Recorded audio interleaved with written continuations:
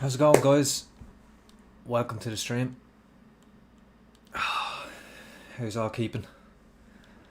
Don't be shy, say hi in the chat. Do the usual. Tell me how yous are keeping. What yous are working on. All that good stuff. So, we're gonna do a bit of a Pixologic challenge today. The brief was basically to take a block and sculpt something into it without adding new pieces or doing that, just like clay build up, maybe a bit of move brush, Damien standard and stuff, and just sculpt straight into a block and see what you can come up with. So I said I'd give it a shot. It should be, it's a nice thing to do every now and again, to just kind of mix it up a little bit and try something out of your usual wheelhouse, I guess. But yeah, so we'll see how it goes. Should be interesting. I'm like anyone who's watched previous streams of mine, you know, like I usually block out in pieces, and that's like a big part of my process. So this is very much a different kind of kettle of fish to what I'd be, I guess, used to. But that said, I'm not a complete stranger to this way of sculpting either in ZBrush. Especially when I started, I would have very much leaned more into this way of doing things. Hey Alex. So feel free to ask any questions as you go and so on, and I'll hopefully be able to answer them all for you. Usually I always leave the music out and let you guys play music along, but I said for one stream, especially this one because it's a little bit different, I'd put on a bit of music and see, because I found there's a lo-fi playlist on the kind of royalty free music thing. So, and I like lo-fi. It's nice to work to. So you get a nice state of flow, which is what you want. Good man, Alex. Yulia, always nice to see it. Back again. All's good here, yeah. Hope you're doing well. So yeah, I'm not too sure what I'm going to do with this. The kind of idea is to just see what comes of it. So we're going to try that. So if you are happy enough, I'm going to play some music. Let me know the volume of the music if I need to higher it up or lower it down or anything like that. Niladri, how are you, brother? I'm excited to see this speedrun. I wonder what strategy he will employ against the final boss. Me too. So what I want to do is, one thing I know I want to do is leave some of the block. I don't want to just turn the whole block into something smaller than the block. I want to kind of just sculpt in just straight into it. So first things first, I have Sculptris Pro on, which is kind of, I definitely need it for this. So let's see what happens. Let's see, we're sculpting technique. No problem. CGS. Evile Cat, how's it going? So yeah, I'm just gonna start essentially butchering the block. I think I want to take out. What'll be difficult to do is kind of get the landmarks in the right place and get the size of the head inside this thing. Will be difficult, but yeah, we're not going to be. What I want to try to do is to avoid using smooth and instead use H polish. So it keeps those kind of the kind of sculptural marks that the clay build-up leaves behind. That can be a really nice look. Like you'd see that kind of thing in the likes of James Cain's work and like Maria Pamphilova. I think I'm butchering her name, but you'll know. I'm sure a lot of you will know what I'm talking about. That's how you would pronounce it in English, at least. I'm not sure how to pronounce it in their own language, but anyway, and both of them are amazing. So I mean, they're some of the best. So you know, hard to argue with that if it's good enough for either of those artists. And I love the look of it. I love the same way with, you know, with painting, like that feel of traditional painting in digital is always really nice. So I kind of want, it'd be nice to get some overlap if I can.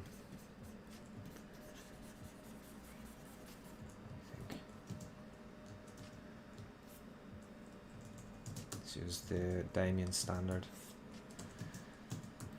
Yeah, we'll take it pretty easy today, I think. So if you've any questions you've never asked in previous, any questions on your mind that you've never got to ask in the previous streams, now's the time,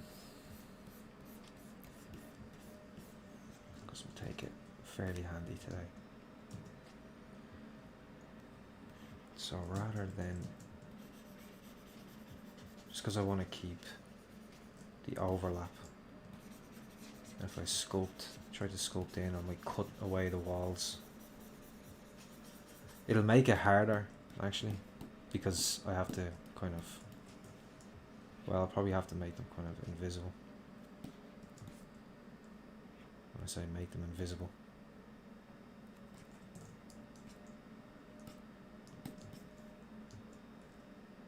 Just hide some of the walls as I'm sculpting so I can see what I'm doing, essentially. So don't want to be too careful.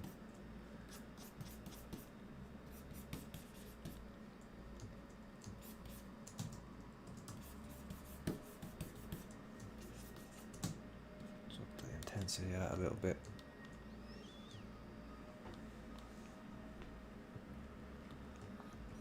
The larger you're asking about doing a belt, the way I'd usually do it is just, I mean, there's a bunch of ways you can make a belt.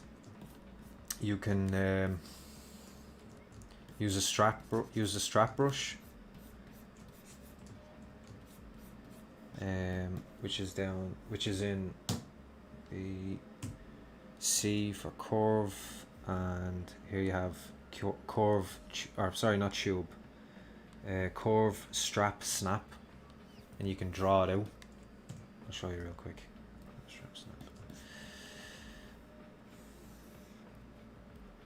See, it kind of it stays on the surface. It's wrapping a bit funny there, but you get the idea. It stays on the surface and you can wrap it around, and then kind of just push and pull it into place. Another way you can do it is just like mask the area and then use the extract brush, or sorry, the extract button, which is under subtool, extract, and just hit it here. You can change how thick you want that to come off here. Usually I would keep that low, extract, hit accept, and now you've got your, and then I just, using control and shift, get one plane, and then delete hidden, and then you can Z remesh that really low, whatever you need to do. You can cut it with the slice tool to get the, you know, clean edges or whatever you want to do. So that's one way to do it. It's often how I do it. Or you can use the topology brush and actually draw the topology on.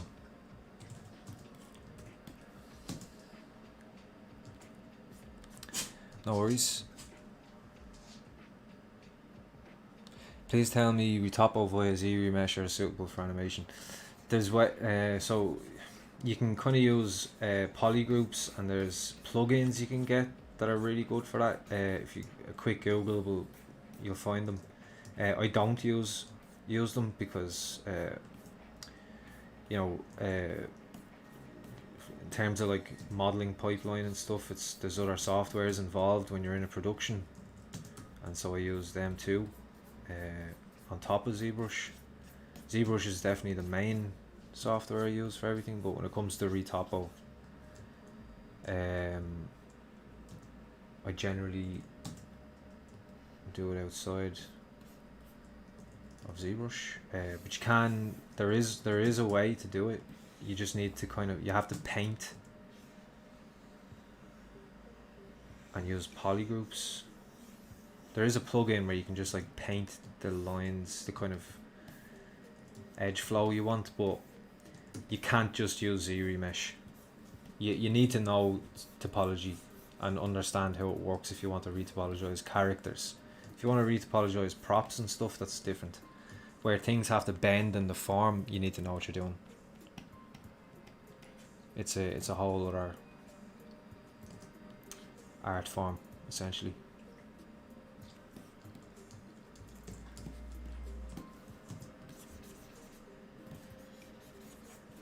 I said I wasn't going to use the smooth, but I just want to use it to fill back out the gaps there. I'm not using it as a final mark. I'll sculpt on top of all of this. And hope I'm not making life too awkward for myself.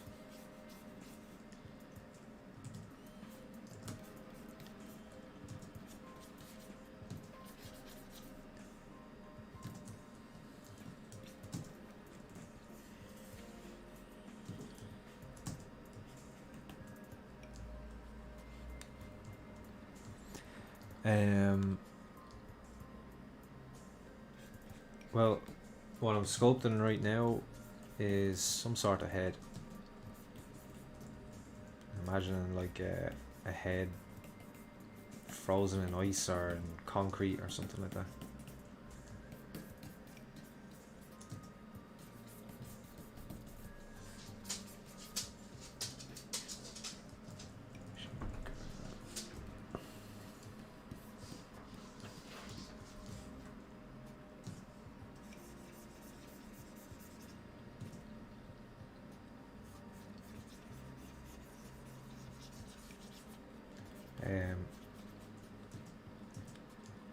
There's a few more added now. So I was saying at the start, the idea here, it's basically a challenge that the guys wanted to do. For the streams, and essentially the brief is to sculpt into a primitive shape like a cube, and you have to stay within the confines of the cube, and it comes from it's coming from I think it started with a forum, and they were discussing the guys that sculpt into pencil leads at the tip, and they sculpt like really cool little things into the top, like these micro sculptures into the top of pencils. So the idea was just to sculpt something straight into a block or a primitive, without like adding new pieces, like adding other pieces of geometry and sticking things together and stuff. It's basically restricting yourself, which is always a very good idea to do. Like artistically, it's a good idea to restrict yourself in different ways. They say the saying is something like,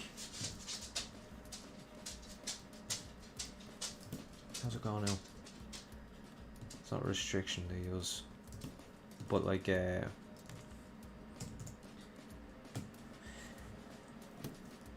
something like restriction breeds creativity, something like that. Can't remember how it goes now, but it's true. So I'm just using the H polish.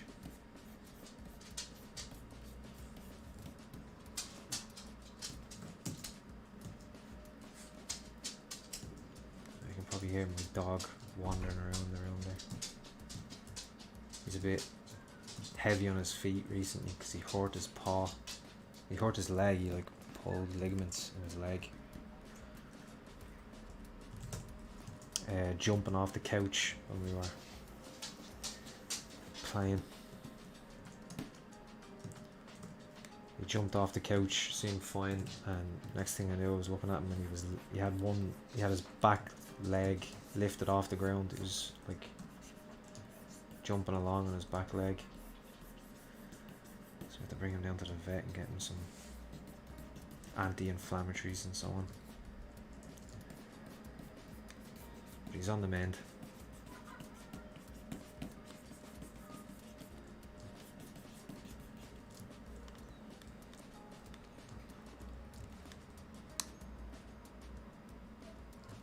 All the way from China. 3 in the morning. Fair play. Yeah, well, I'm not surprised you're tired. I would be too. It is 7:15 at night here. Sorry, 8:15 at night here. But it's nice because it's summer in Ireland. Summertime in Ireland, the sun stays out really late. It can stay out as late as like 10, half 10 at night. Can still have the sun will still not be all the way down, which is awesome. I'm gonna need to kill the front of this, I think.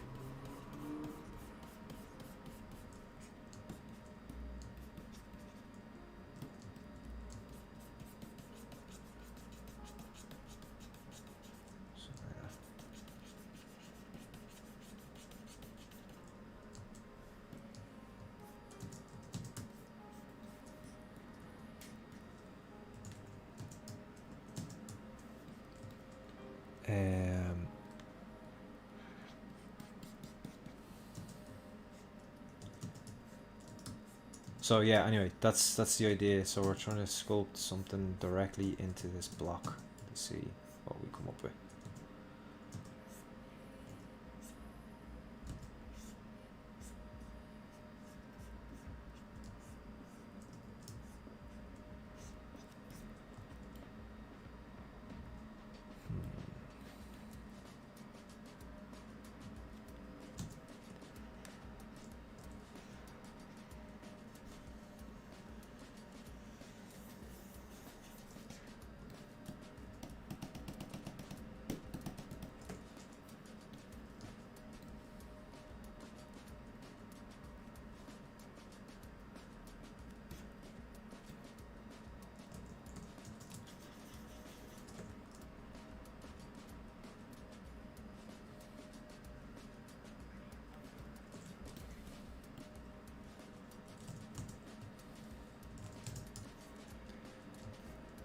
So here I'm just like trying to find the eye socket. This being the brow.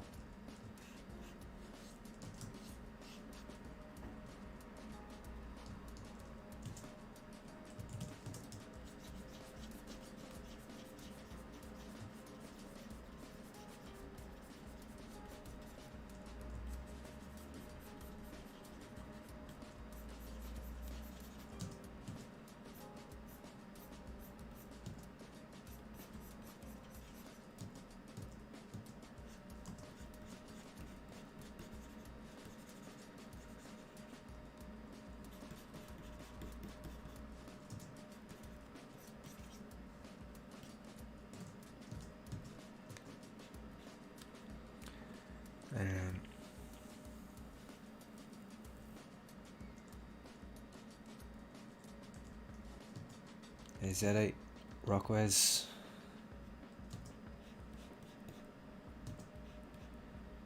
Thanks for joining.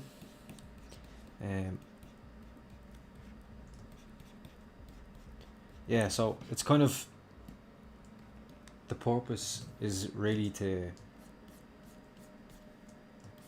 it's kind of good to just make things really awkward for yourself sometimes, because if you always lean on, like I've said before about how if you use a certain process, you get a certain result by nature of the way you created it. So it's not just about like the style you had in mind and whatever reference you're using or whatever. It also, the way in which you create it will affect the look of the final product. So it can often, it's interesting if you try to force yourself into a different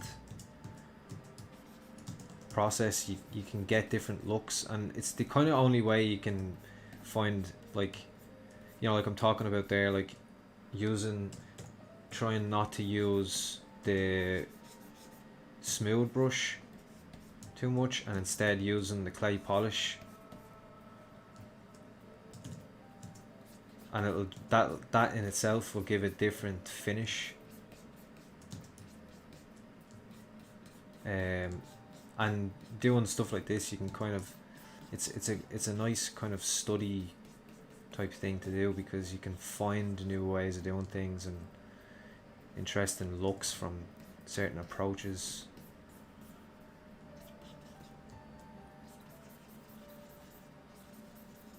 And as well, it can be just good to enjoy a different process. It can be kind of reinvigorating, if you like, you know, rather than doing it the same way all the time. Change things up a little bit.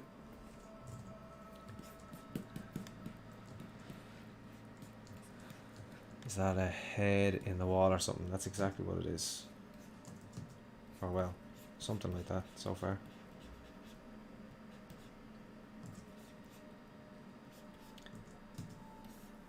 So you can see, like, I can't go in now, and usually like that nose, I would use like another mesh and bring in the nose and stuff, which I think there's not necessarily a rule to say I can't do that.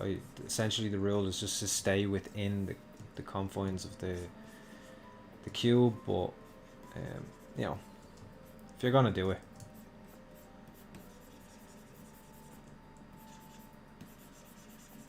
may as well go hard or go home.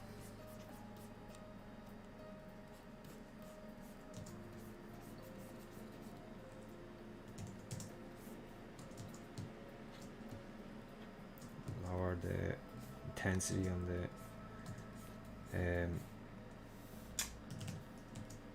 Damien standard. Just go back now to the clay build-up.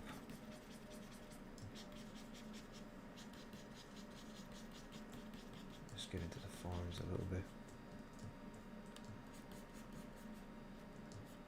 This is a funny one, because even the eye, like, at no stage have I ever not just inserted a sphere and worked around the sphere for the eyeball. In digital anyway. In normal clay I wouldn't. I'd obviously try and sculpt the sphere, but it's really awkward. It can be a really awkward thing to do. So let's just, well, let's actually make sure we've got some decent depth to this.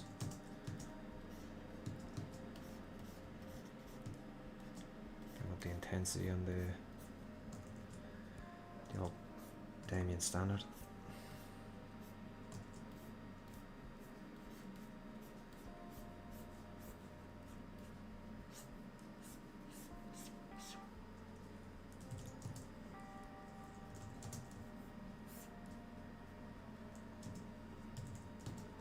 So I'm just kind of finding the planes of the face.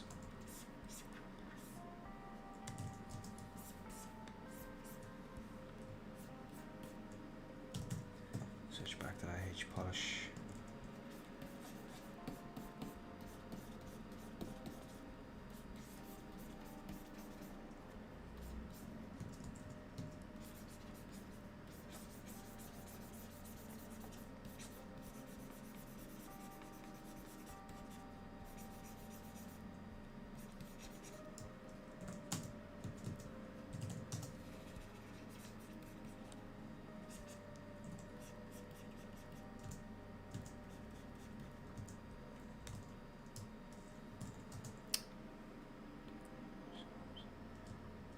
from a cube. Do you do all your sculpts like this? No, I never work like this. So I probably, I don't know, maybe should I ask to get that put into the title or something. But it's a challenge thing that we're doing, that a bunch of the streamers are doing through Pixologic. We're all just trying out this challenge. I'd never usually sculpt like this, but it's interesting to, like I was saying, try something different. It can be informative rather than always doing the same way.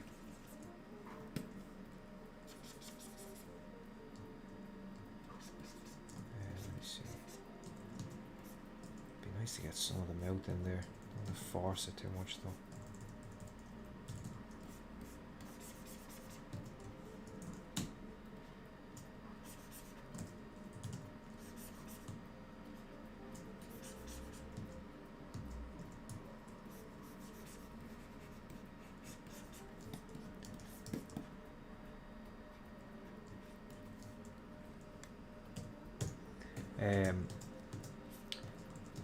Yeah, it can be really helpful, and it can also be a good just lesson in a way, because like something like this, when I'm doing something like this, it's more for the experimentation of it. It's like drawing in a sketchbook.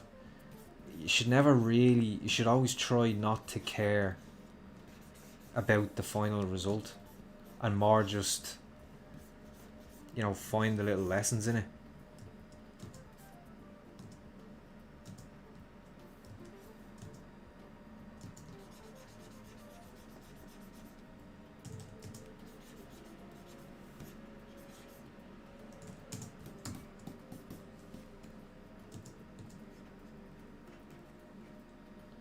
And that is exactly what my excuse will be if this turns out woeful. Because it could.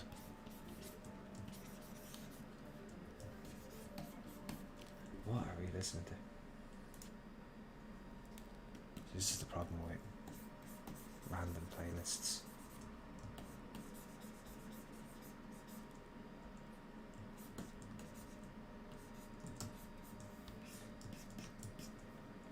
Yeah, we're starting to see a face, yeah.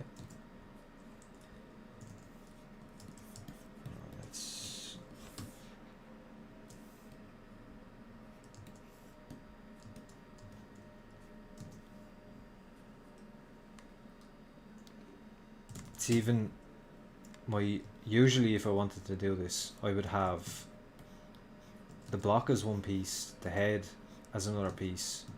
I'd have even the nose would be a separate piece to the head.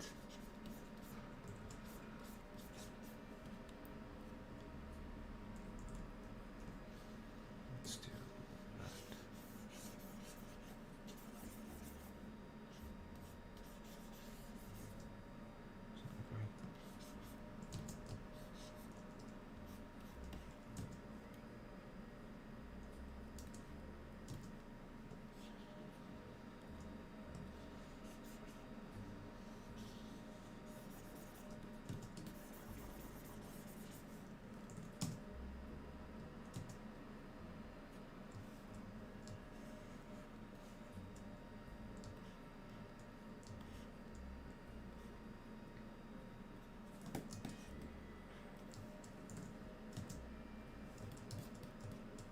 So it is intentionally making things more difficult, but so that's why if you're intentionally making something more difficult, generally speaking, it's probably not going to turn out better than what your usual work would, with your tried and tested method.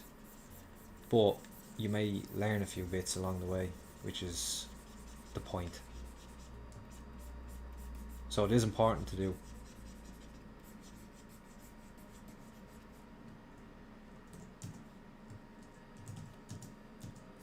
Because it's important to do because it helps you kind of grow, you find new ways and new looks and new finishes and all sorts of stuff, so it's a really good way to kind of skill up.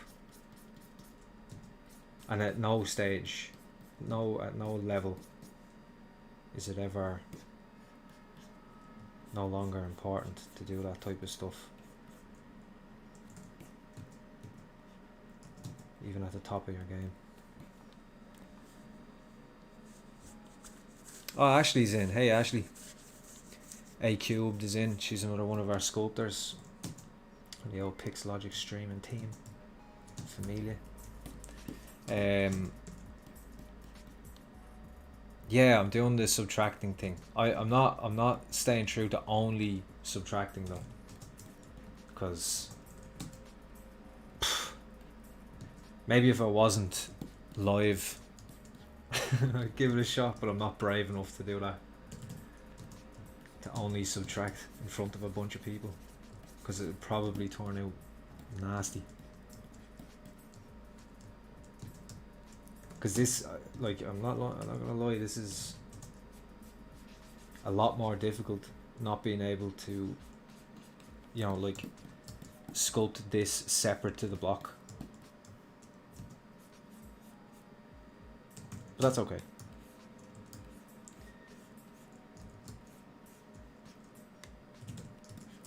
The challenge is interesting.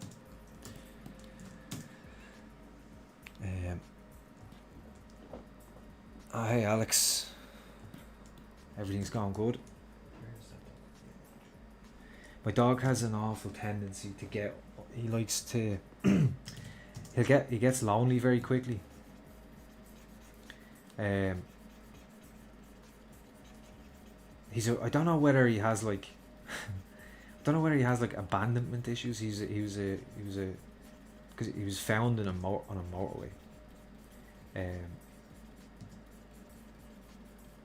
And I don't know what happened. So I don't know. Maybe he has like abandonment issues, but he has this thing where he has to be like on top of you at all times, like right next to you at all times. So, and the trouble with that is, when I'm sitting here at the table, I'm sitting on like a computer chair, and so it's got legs with wheels at the end of it, and he sits in between the wheels. And sometimes now I'm in the habit, I know, but like there's been times where I go to move my chair and suddenly I hear him bark because he's in between the legs of the chair, and he's right now, so I can't move.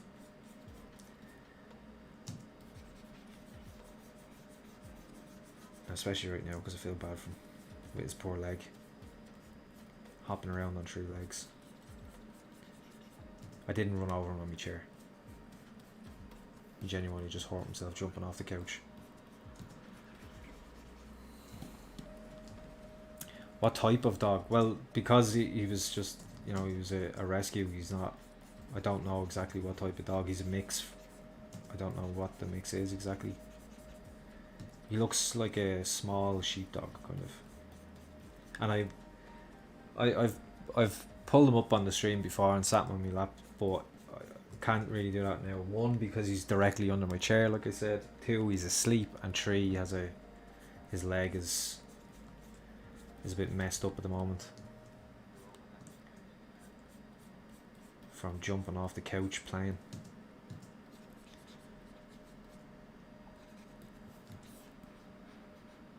I kind of wanted to see the mouth. Look, that nose is huge. Oh, look, it's like they're breaking that away. That's interesting.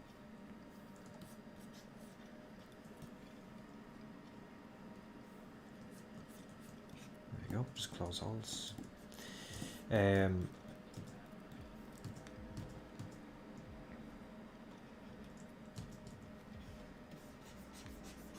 Yeah, this is a tricky way to sculpt, but interesting.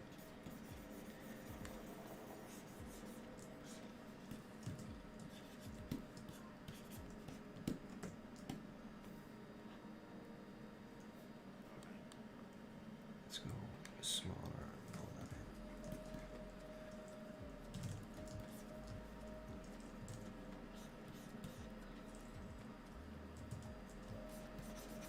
I probably could have come up with something, a more simple shape to have to sculpt, to like subtractively sculpt, rather than a face.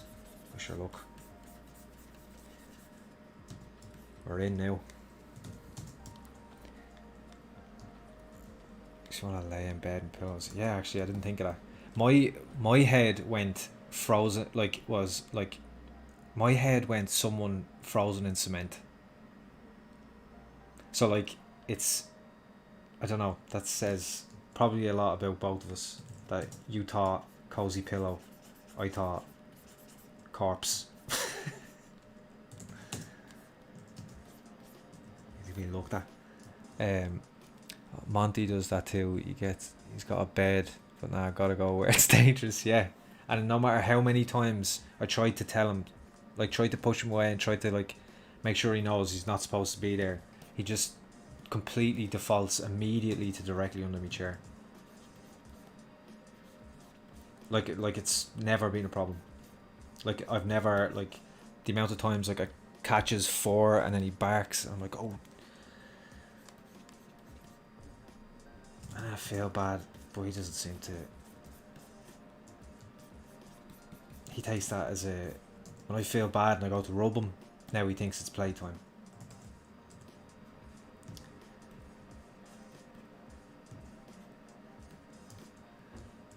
Yeah, like Han Solo, exactly. Yeah, exactly, yeah.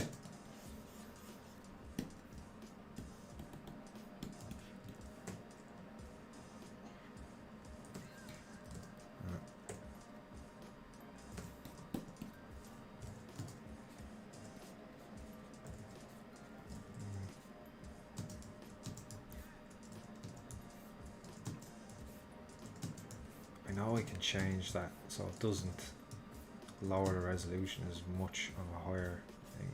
Stress of that. Too lazy.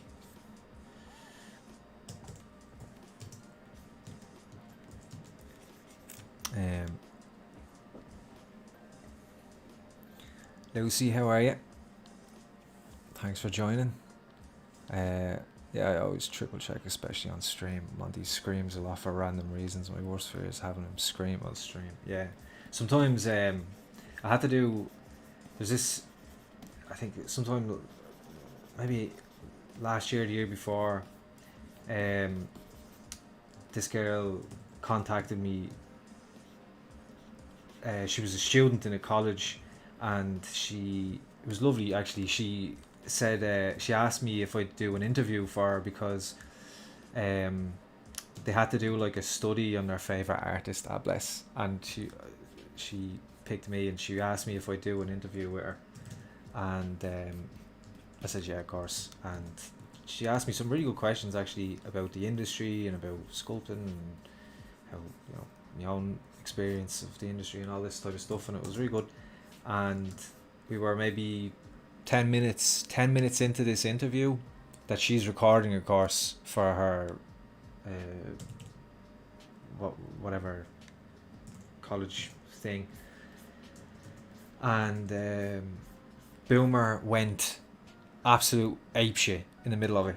He's never done that. It was like, I don't know whether he seen her on the screen and thought, I don't know you, and freaked out, or which he wouldn't usually. I don't know what was going on, but he proper started like just flat barking, and so I had to stop the whole. I was like, sorry, and I had to like bring him outside, but he was barking outside the door, so I had to go out and bring him down to the kitchen and lock him in the kitchen so he was out of earshot. And then that threw me off for the whole interview because, you know, it was embarrassing. Just sitting there awkwardly like, is she okay with the barking? I feel like she won't be. I wouldn't be. I better do something about it. How do I stop this? But he hasn't done it on stream, thank God. But now I know it's not above him.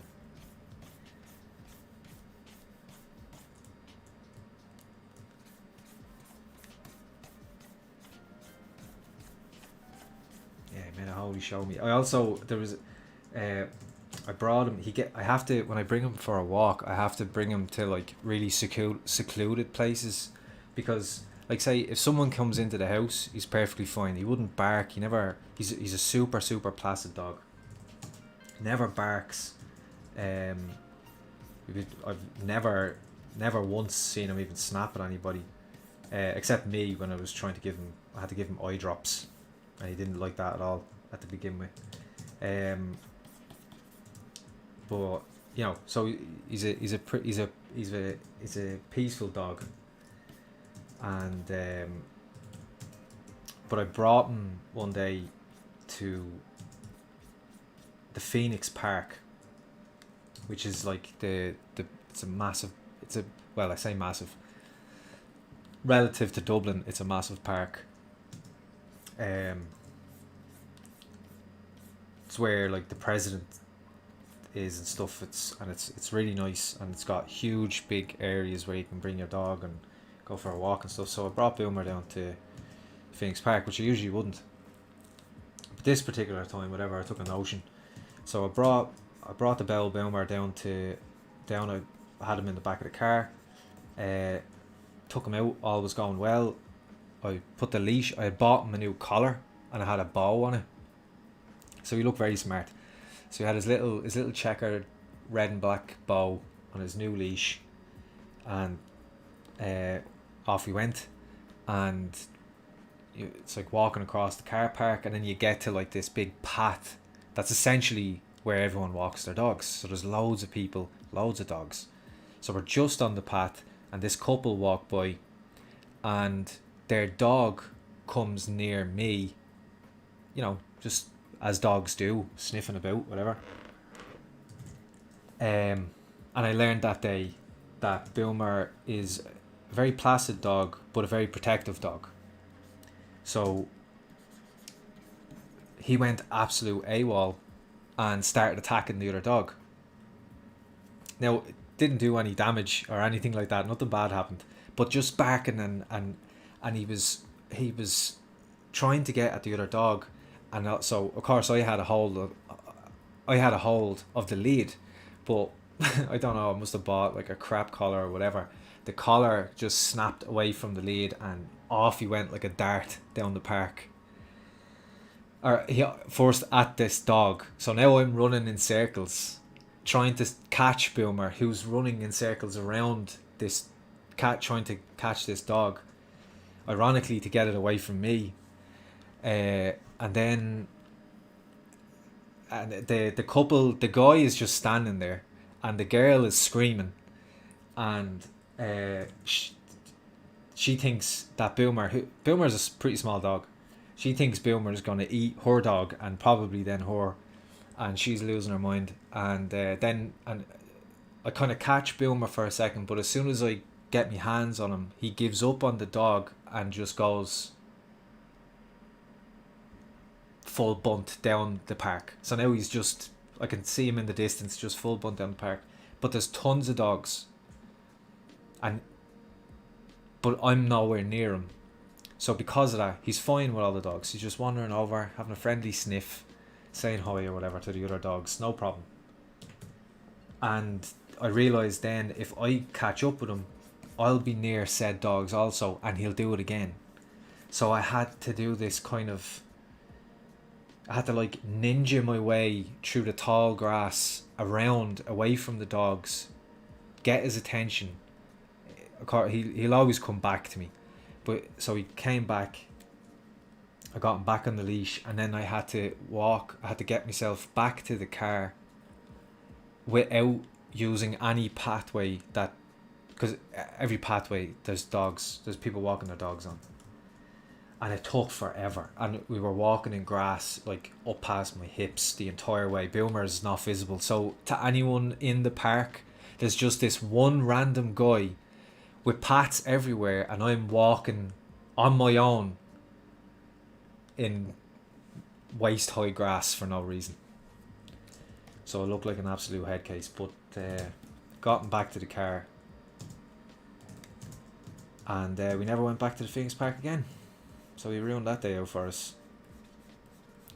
Another time Boomer made a show of me, And you'd never think it if you met the dog. You would never know, because you think that is the quietest, friendliest dog I've ever met, until he's not. Alright, now we're getting somewhere.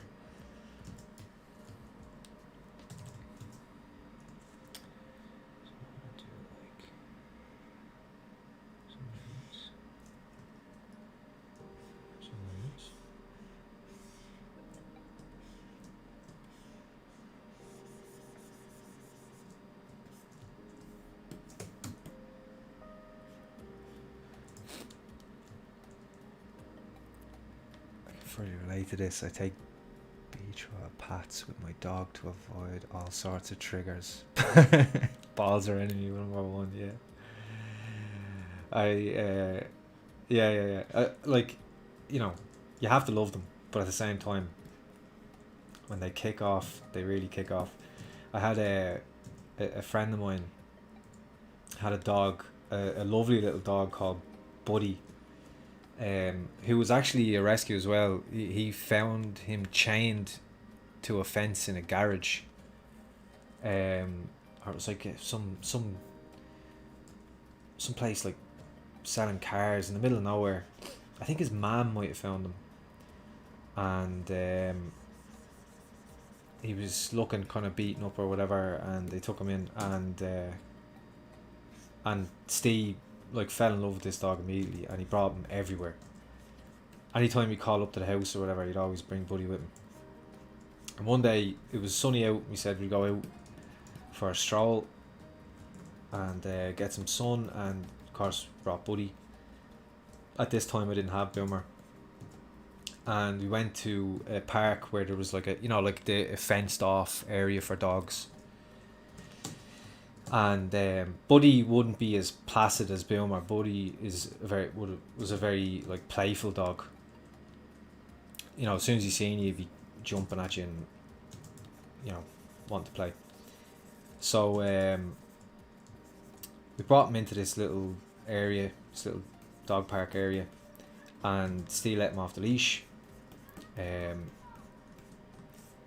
which is the whole point of the thing. And there's other dogs running around. So Buddy heads off and he's sniffing other dogs, doing what dogs do, all that stuff. But then we kind of lose sight of him for a second, and I realised there's a couple sitting behind us to our right on a blanket, just sitting in the sun while their dog's off doing their thing. And realised because suddenly she let out a scream, and you know, we immediately turned, and Buddy had his leg cocked, taking a Jimmy Riddle on this woman's back, and needless to say, she wasn't too pleased about it. So I immediately turned to Steve, was like, I'm out. And I just stood up, walked to the fence, was like, you can deal with that. I don't want to be guilty by association. So Steve had to go over and apologise and everything, and put Buddy back on the leash, and we promptly left. I saw that woman actually. She had to go home and change. She's covered in dog piss. So there you go. So that was a fun day out.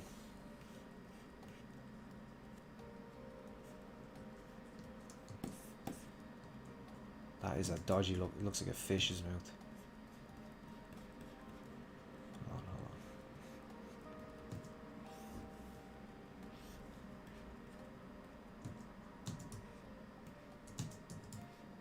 This screaming mouth now is a direct result of you saying Han Solo, Ash.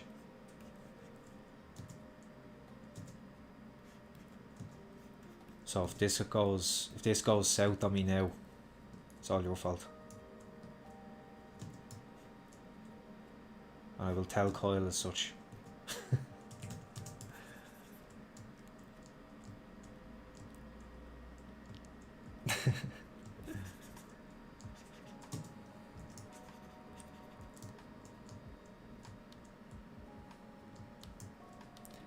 Hey Bob, which planet are you from? Mars, right? That's where they say boys are from. Let's go with Mars.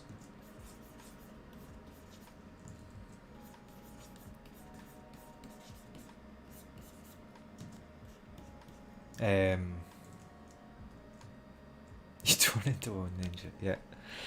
I will tell you that you look like Almir Listo, director of Payday Games and so on. No, that's definitely a first for me. Yulia, we love them no matter what they do. But that was really funny. Yeah, you do. You love them anyway. You nearly love them for it, I think. Do you know what I mean? They're like that kind of. They're like the weird friend of the group. It's not. It's kind of a liability anywhere, but they're really funny, so you bring them anyway. Or that's been my experience anyway.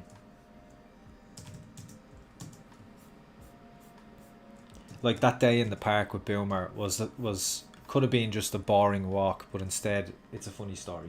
So, you know, no regrets. Hashtag no regrets. Yeah,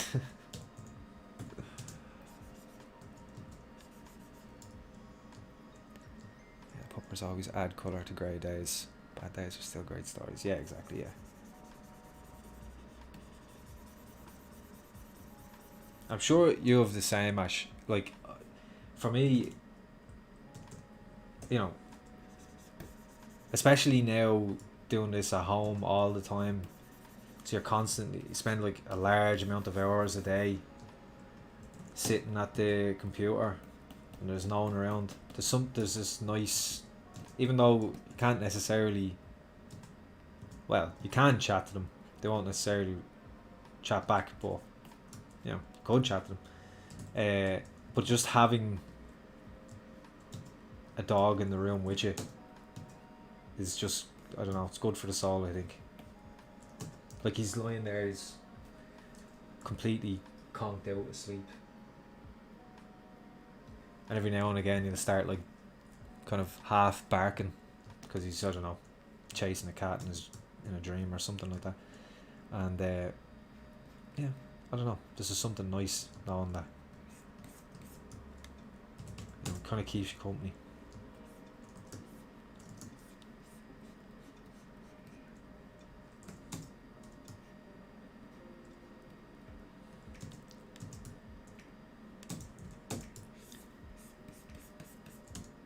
Yeah, cool.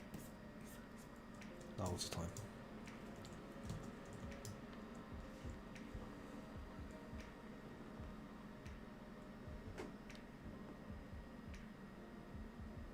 Yeah, it's been nice to have that presence. Yeah, exactly. It's just having a presence in the room with you.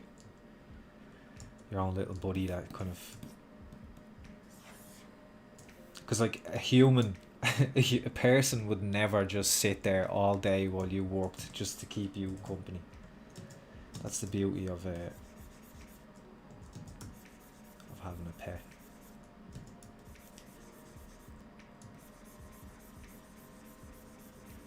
They're loyal no matter what.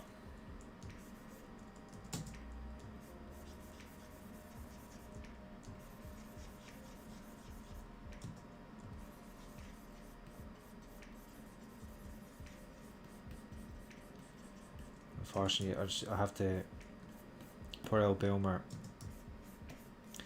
It basically is, he's after messing up. He jumped off the couch and whatever way he landed on the floor, he messed up his leg. And so he can't go, like I can't bring him out for a walk or anything. And like he can go down the stairs okay, he's pretty slow. So he's getting a bit older now as well. I don't know exactly what age he is, because obviously, like I said, he was found on the side of a motorway, so, but he's according to the vet, he's around 8 or 9. So he's not, you know, he's still alright, but he's getting a bit older, and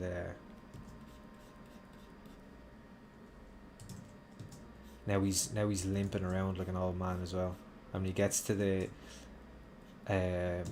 stairs, he can go down the stairs okay, but getting up is too tricky, and he's learned that the hard way, because he's gotten stuck on the stairs, and he just starts barking, and I'll go down then and pick him up, but I have to pick him up to bring him up the stairs. So, but he wants, so I'll usually lock him in the room, rather than, because sometimes I might be just going downstairs to get like a glass of water or a cup of tea or whatever, and I don't want him to go all the way downstairs to have to go all the way back up with his leg. So it's a constantly watch him to make sure he's, because it's like he doesn't realize there's a problem with his leg. He just immediately, and it's real sad when you see like there's something about when an animal gets hurt, because they don't complain or anything. Like Boomer never even whimpered. He just immediately took to 3 legs and just holding one leg up and limping on his back foot.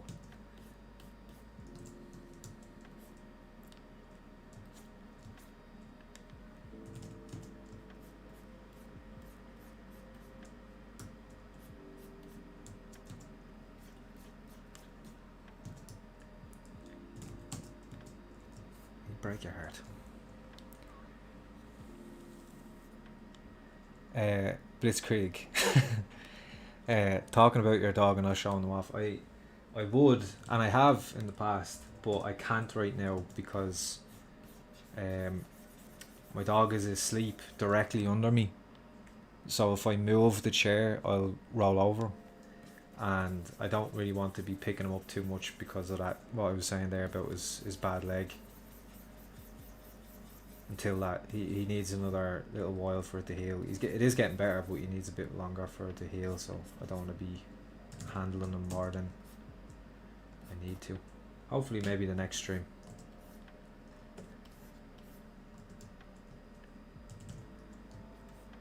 He's on some of the previous streams though, 1 or 2 of them anyway.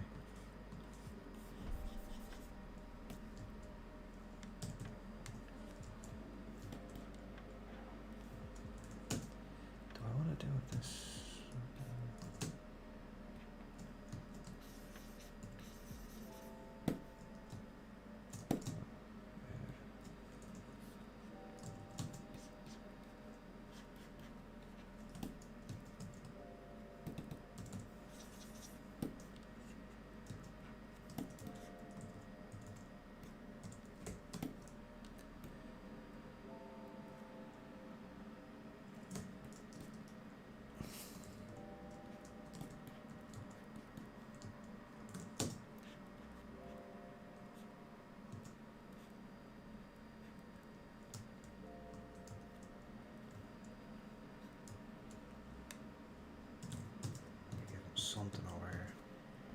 What do we have in here?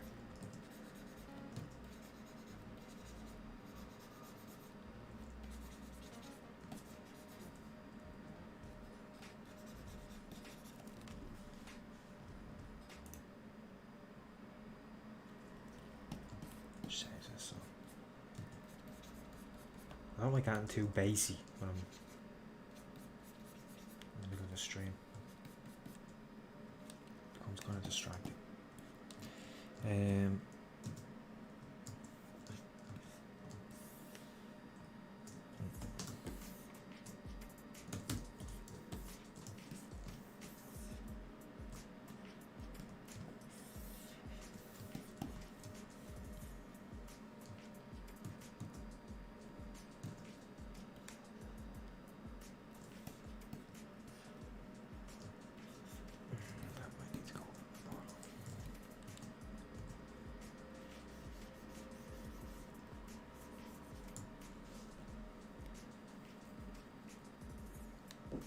Gotta add an extra 15 minutes to each stream to have a good dog session time. Yeah, totally. I feel like anytime I brought Boomer up,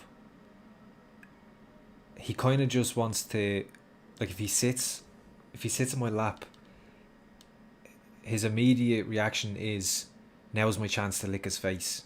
And that's all he does. He just stares at me and tries to lick my face. And, you know, give him an inch and he'll take a mile.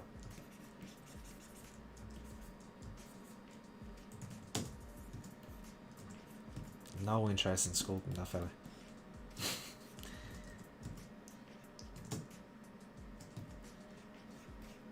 And what I'd be more fearful of is if I start picking him up during streams, when I'm streaming, he'll think, oh yes, he's gonna pick me up now.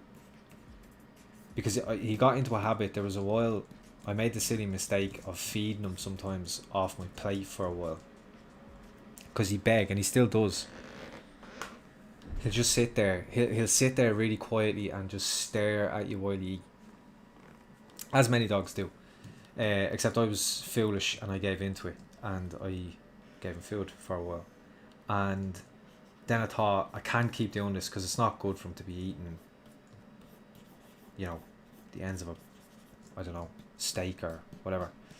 He loves it, but it's probably not great for him diet wise. So I stopped. But when I stopped, he was used to it then. And when I wouldn't give it to him, he just got confused and thought I must have forgotten and just starts barking. So then for a while, every time I had dinner, after like 5 minutes or something, he just started barking.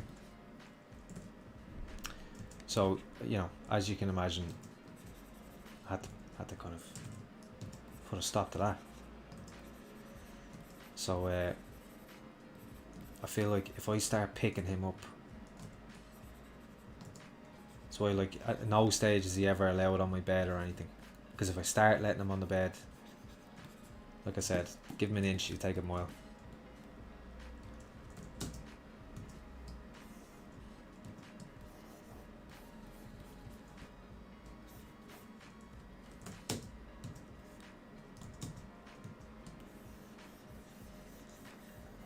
And that's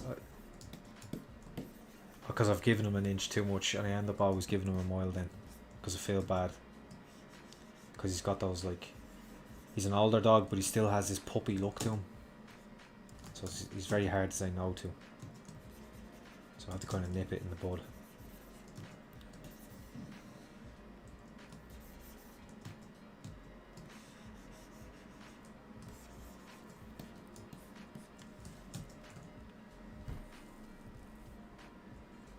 Oh hey, Hopper Sean, what's up, man?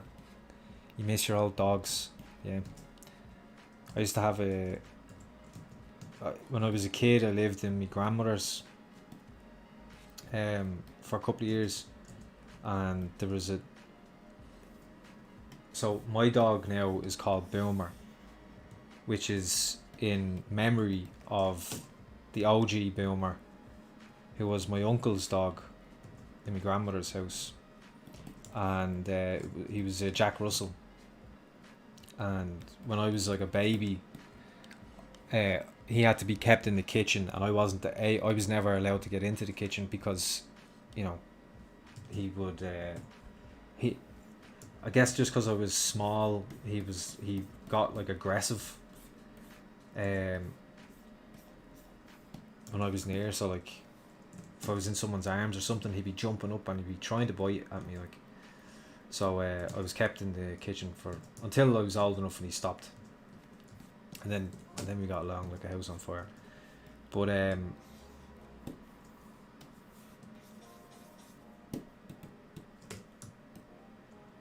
yeah, for years and years, I was never allowed in the kitchen. So because the original Boomer wanted to eat me. But then after a while, when I got a bit older, I was allowed to play with him or whatever. I used to play with him, and my granddad would come out with a tea cloth, and Jack Russells get lockjaw. So my granddad, like when they bite in, it's like they lock their jaw on whatever they bite into. and so that's what my granddad used to tell me. I don't know, don't quote me. And so my granddad come out with a tea cloth and he start waving it at him and flicking it at him. And Boomer had this love-hate relationship with my granddad. He loved my grandmother. She was always feeding him and stuff. And if my granddad and me nana would fight, the dog, original Boomer, would start barking and growling at me granddad. And he'd jump up on the couch next to me nana and just start at me granddad. So he'd have to just stop. So any chance me granddad had at like pestering the dog, he used to take great joy in it. But I say that like he loved that dog. He got a lot of laughs out of that dog. But he'd take this tea cloth, swing it around till Boomer jump, and he'd bite down on it, and once he bit down on it, he'd start going in circles with him and slowly getting faster and faster. And I'd be sitting there like probably 5 years old or something like that, and my granddad would be just spinning in circles and the dog's legs would be off the floor and he'd just be spinning the dog around on the end of this cloth, and I'd be like curled over laughing as a baby. Well, as a toddler, I guess. But then poor old the OG Boomer, he went out and he got hit by a car. He ran out into the road and he got hit by a car. Bless him. So when the new Boomer arrived, it was actually my little brother. I have a now 10-year-old brother. I was like 21, 22 when he was born, and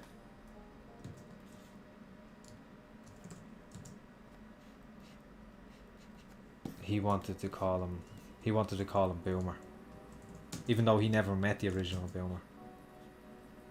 I think someone said, "Oh, he's black and white like Boomer was," and then Jack, I can't remember what we were going to call him, something else, but Jack just kept calling him Boomer, so the dog was getting confused. So we're like, right, well, we're going to have to stick with Boomer then, because Jack's not going to change.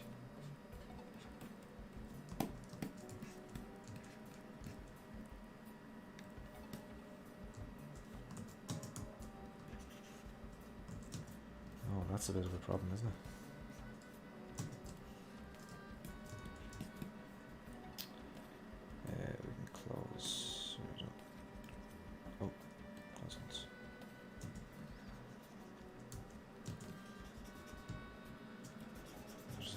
This away now.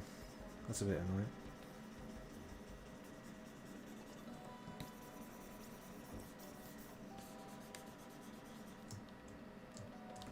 I feel like I've missed a bunch here.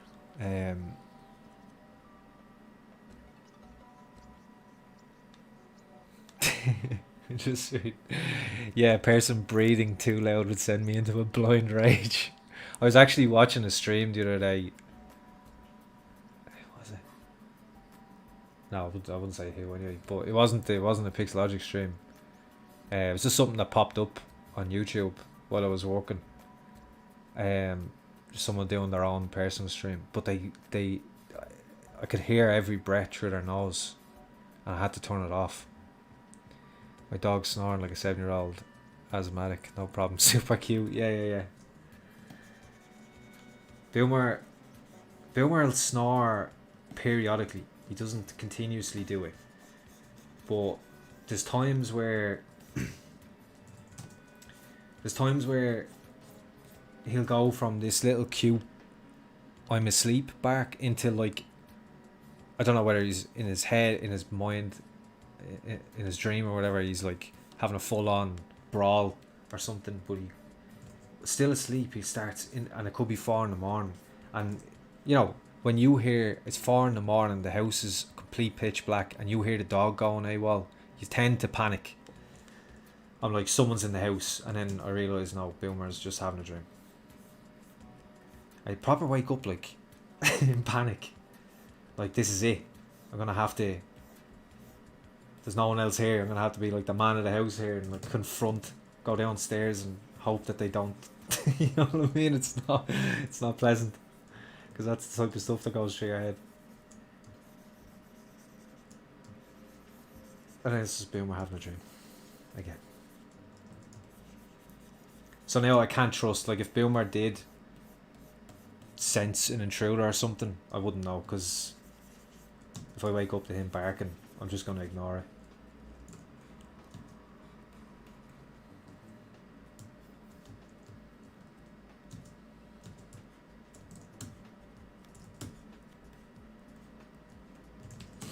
Or he just his paws on the wooden floor as well. In the middle of the night can be a nightmare, because he just won't settle down. He's trying to sleep and all you can hear is this tap dancing on the floor all night.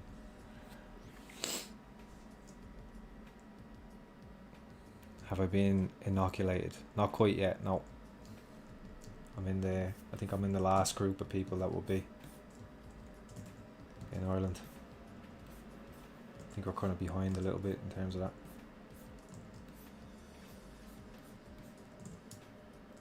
I think my grandmother is the only person I know that has been.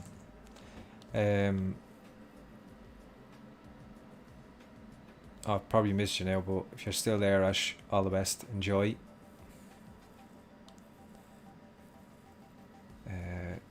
I need to get a golf shoes to finish my sculpt. I left my whippet in RC due to inability to take it with me so much. That's sad. Sorry to hear that.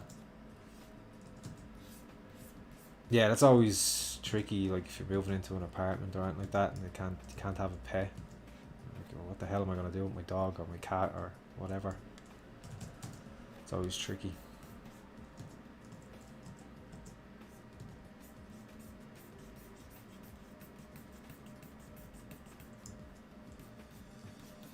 I found that out the hard way years ago.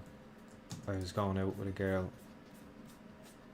I was like 21 or something, and her birthday came, and she was from Lanzarote, living in Dublin in an apartment, and for her birthday she had said something that she'd love a cat, and she'd love like a ginger cat. You know, it's the Irish thing. She wanted a ginger cat. And she'd said this once or twice, and so her birthday came around and I got her a cat. I got her a little ginger cat that she called Paddy. But it never even crossed my mind that, oh wait, she lives in an apartment and they may not allow pets. And of course they didn't. So it was an absolute nightmare. She ended up having to give Paddy to a friend for a while until she could take him back. And, you know, obviously she was pretty upset. She just got this super cute new little kitten. She had to hand him over to somebody else.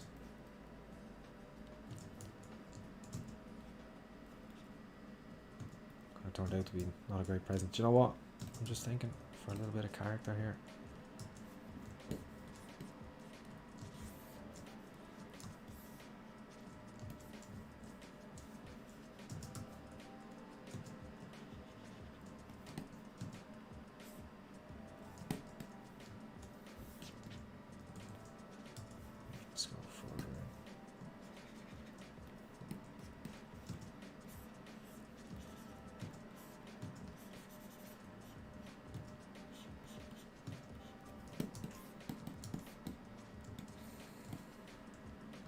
Cool.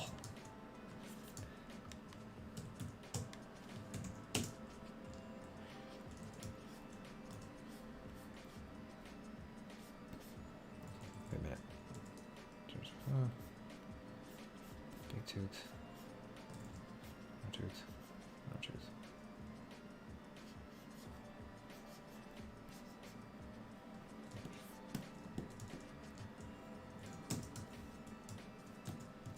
It's Nosferatu. It's dug in a wall. Because that kind of makes... Now we've got a little bit of narrative at least to our sculpture. Which I always like to add, rather than just a random head.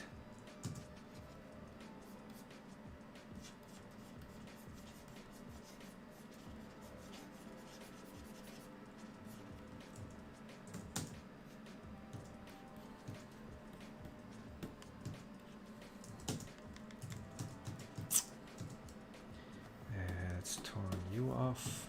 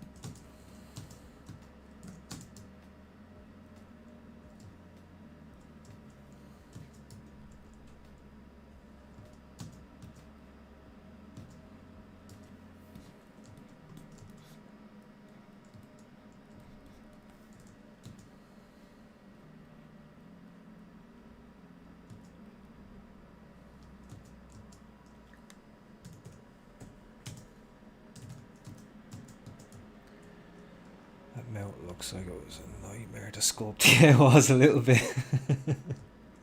In this way it is well, like, just for context for anyone who's joined since, the idea, this is a challenge that we're doing, a bunch of the Pixologic streamers are doing, where you have to just sculpt into a block, so you can't use separate pieces, or you're constrained to just sculpting straight into the block. So hence why I did it that way. Usually I do them as separate geometries. So yeah, it was a nightmare.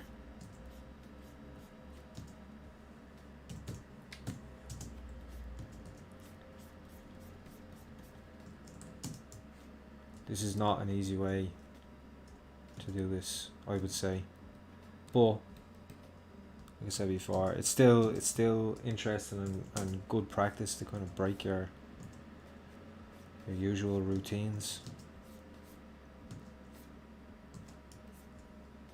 and mix things up. Oh.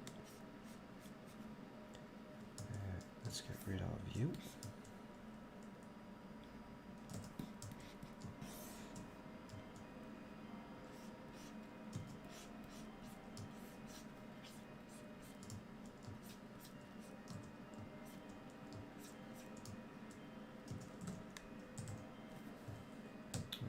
V by accident. Don't know what happens. It's the V button. For any of you newer guys.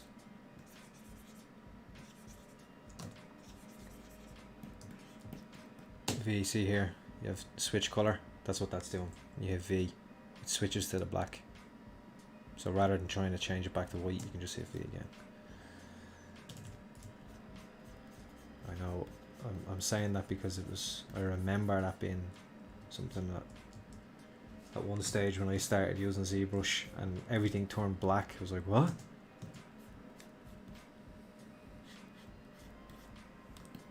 Had no idea why.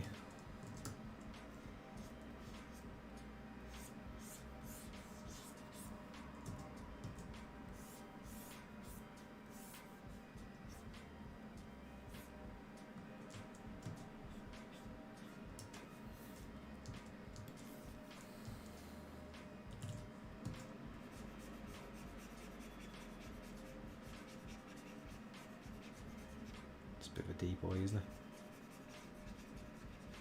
That's something,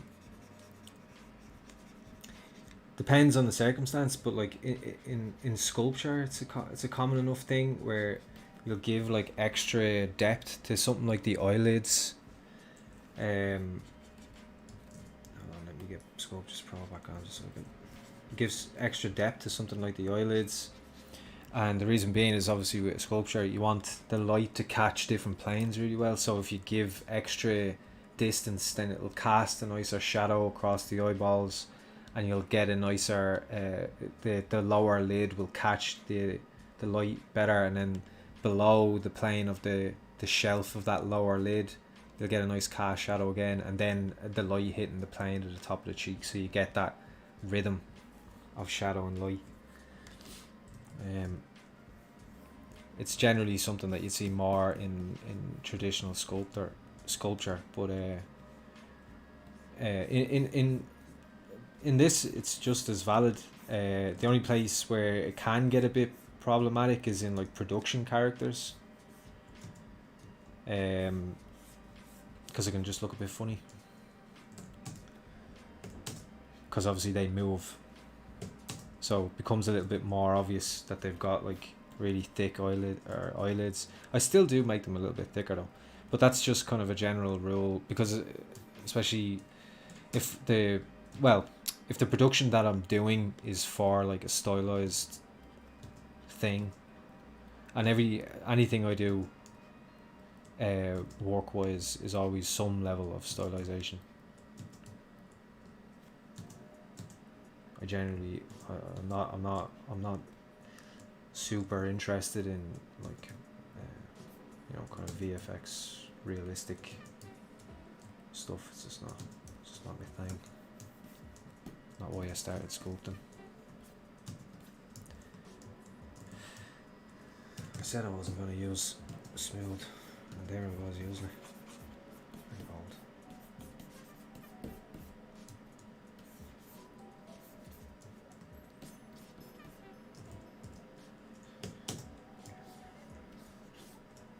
I don't hate this music. I wasn't sure how I'd feel about it.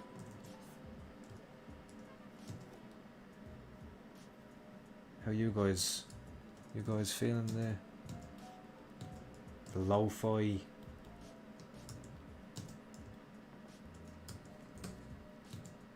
Because I always say like, oh, you can throw in your own music, but I don't know, does everyone really do that? In which case, does it maybe just add a little bit of extra polish to the stream for you guys watching?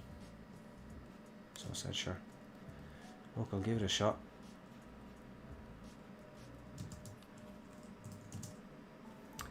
That's off, yeah. Like this.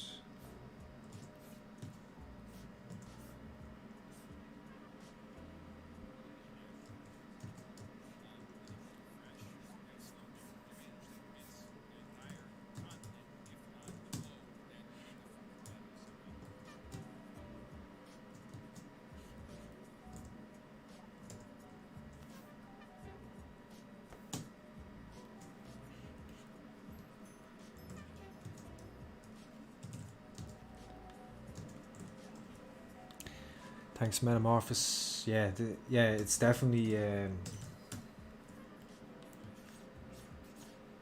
sculpting like this is definitely a challenge.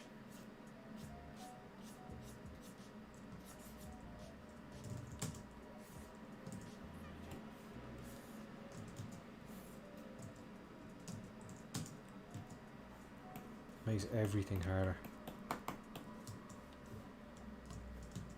But I'm enjoying the process is the point.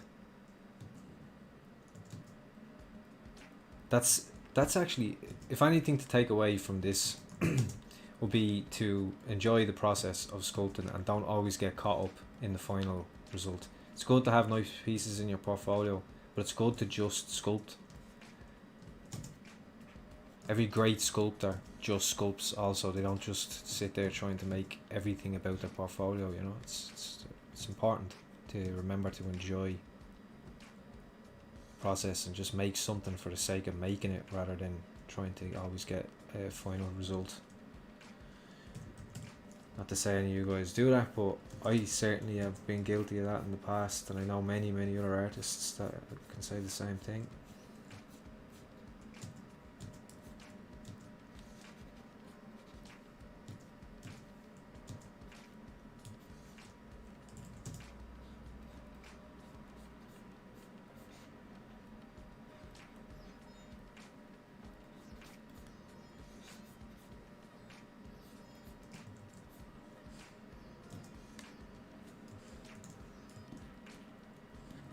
That just looks like a big ear. I was going for like a pointy thing.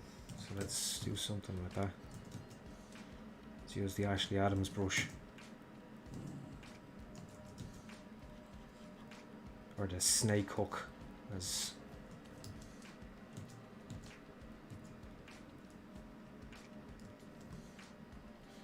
the uninitiated will call it.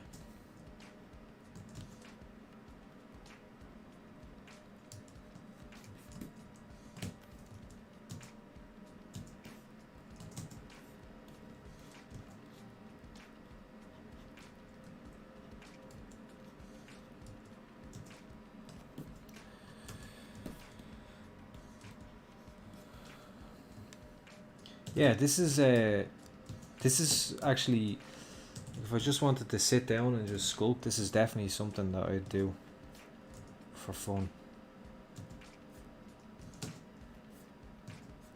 And just, you know, it doesn't matter what, like after, I don't even have to save it, it doesn't matter.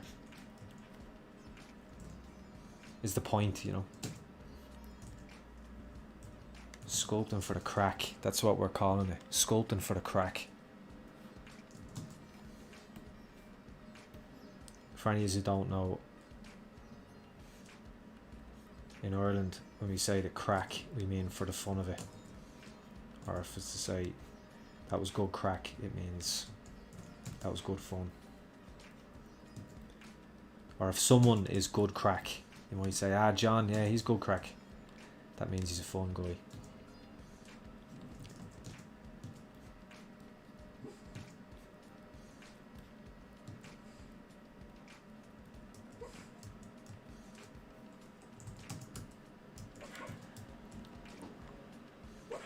Can you hear that?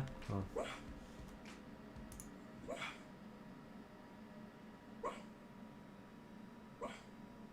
Can you hear that?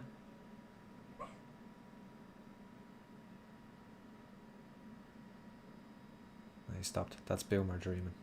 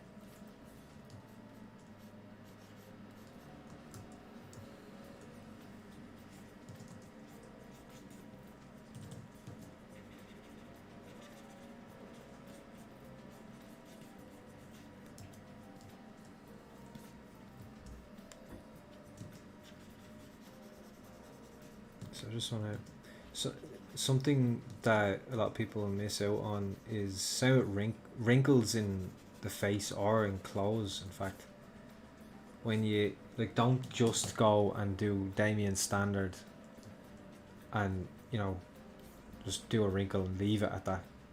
Like go in and you can use like the standard brush or clay buildup or whatever you want, and you know have have a peak and a valley. Sorry, a peak and a valley that meets it, so that there's, you know, it rolls into it. There's a bit of volume that comes up before it dips. Gives it a bit more of a natural feel to it. So just pinch the top of the head there a little bit just to get a bit of an edge of that skull.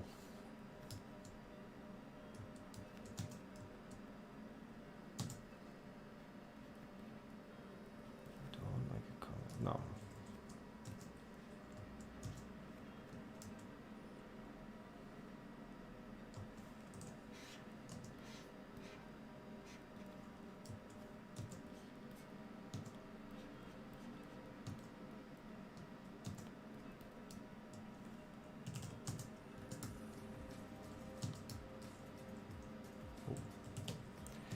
Thanks for the eyelid. It's the hardest for me and can never get it right. The eyelid, yeah.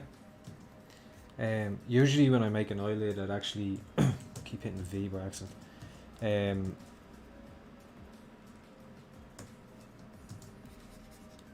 I would actually create two separate planes.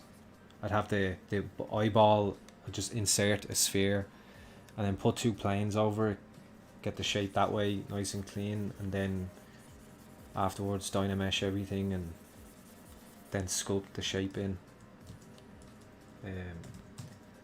You know, it's always like, one thing I'd say is anything like that, always make sure and go grab, you know, reference of an eye or whatever and figure it out. And I know there's a bunch of people there that do a lot of stylized sculpting, and I can only assume that, considering that's generally what I do more often, I can only imagine, or I can only assume that there's other people there that do a lot of stylized stuff as well, and that's important for anyone newer to that, is you can't skip learning the real stuff.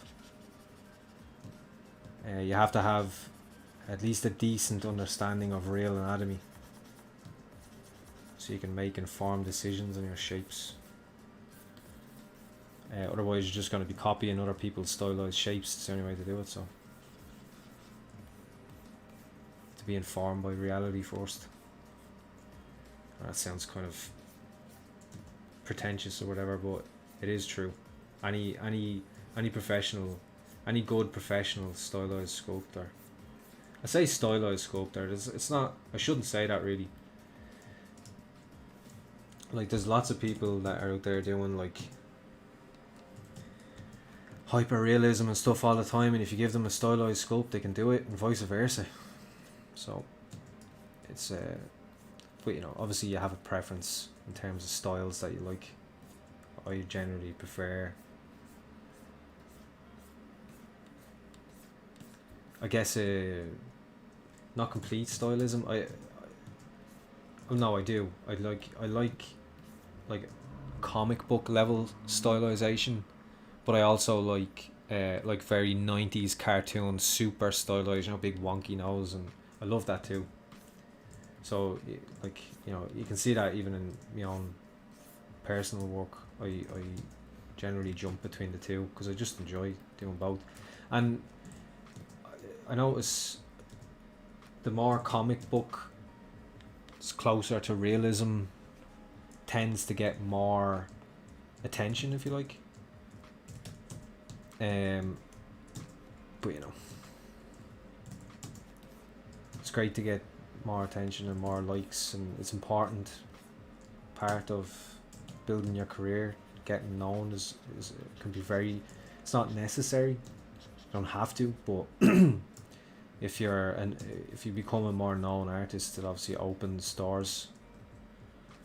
You get to know people that you wouldn't otherwise have gotten to know, and so on. So it is good, but you know, at the same time you can't be completely controlled by it, that all your art is made just to tailor for that, or else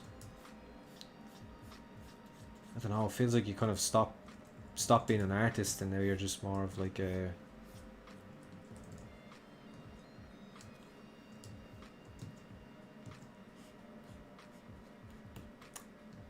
marketing thing. I don't know what the right term would be for sorry, I'm after missing a bunch of stuff here on. How many times did you find that something is teared up and completely ruined by your dog when you return home? Never. He never does that. That's what I mean. He's a very placid dog. He has never torn anything up in the house.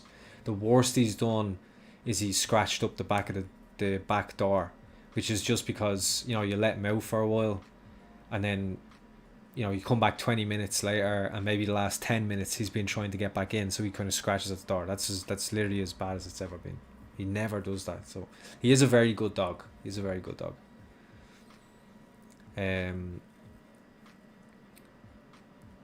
The nose needs a little fixing. Yeah, I did have a little, I've been messing around with it there, but yeah, good spot, Alex. Please do get inoculated. I lost a cousin to COVID-19. I'm really sorry to hear that, buddy. I've got my vaccination tomorrow. It's cool, Sean. Nice. It'll be a while. It's just in Ireland we're not getting them as fast. That mouth looks like it was a nightmare. Oh yeah, sorry, you got this one. I know you've been asked a question 100 times, but can you tell me where to get the matte caps you use? Right now I'm using the basic matte cap. So I am using basic material 2, but what I do is you'll see here at standard the ambient is like down here and the specular is like up here, so I just lower the specular down, maybe not that much, just get a bit of specular and just take up the ambient so that the shadows aren't so, they're not too in the way, because sometimes if the ambient is too low you can't see shapes, and we're not looking, when we're sculpting, we're not necessarily looking for fancy dramatic lighting, we're just looking for lighting that displays the model well. But yeah, this is just the basic material. I think I'm after messing that specular needs.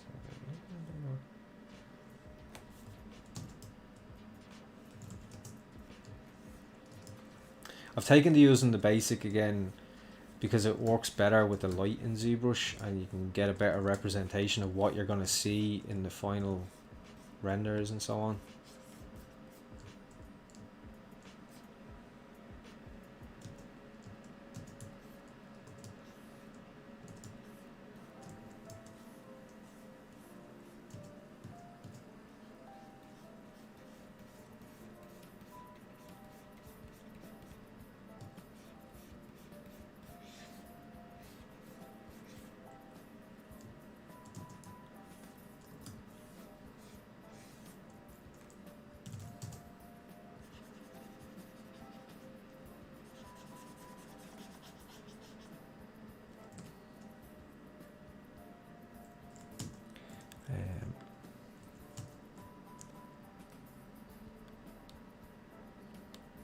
And Sahil, I'm not using Divide or Dynamesh actually. I'm using this button up here, so it only works with certain brushes. So the clay build up, the snake hook brush, the Damien standard brush, smooth. But you have to turn this on Sculptors Pro. Now I turn it off here and there because if I have a large brush, say, and I want to pull that cheek out with Sculptors Pro on, you see it does that because it automatically updates the resolution. And the bigger the brush, the lower the resolution. So for here, if I just want to pull that out and I need to use a big brush, I'll just turn it off for a second, and that way I can just pull it out. So that's the only reason. But like 90% of the time, I've just been, like, I started this by just using the Sculptors Pro and just burying into this and then kind of around this general volume, and then started sculpting into it. The idea being to kind of treat it the way you would if it was actual stone and you were using a chisel, which is one of the kind of hardest.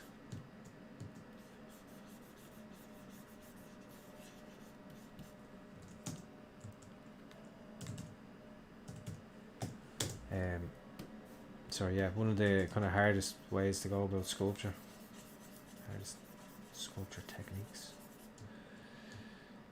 Can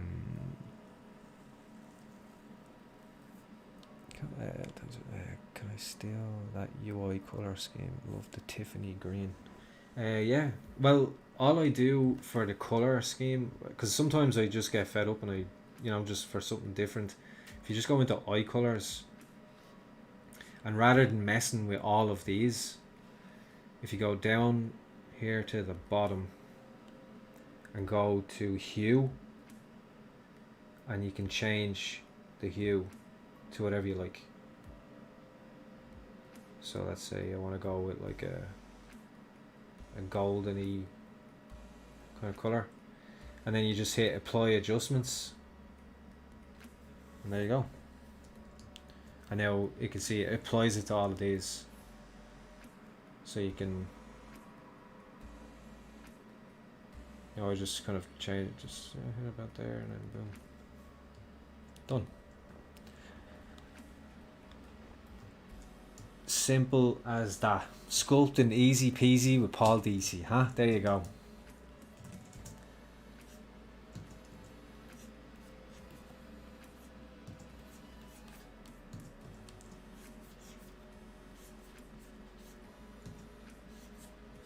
It's tricky when you get near the wall, you see that, because it like pulls the brush to the side.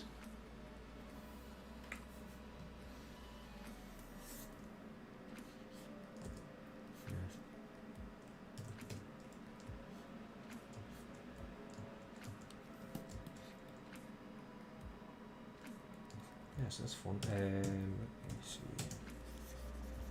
So actually, maybe the trim. Oh, what brush would be good for that?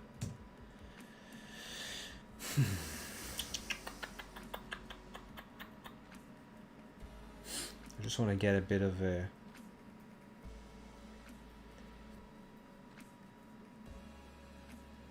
rocky feel.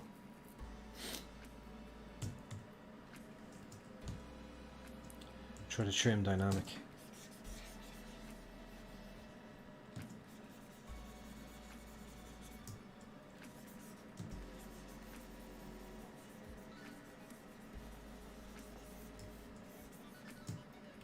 Let's write that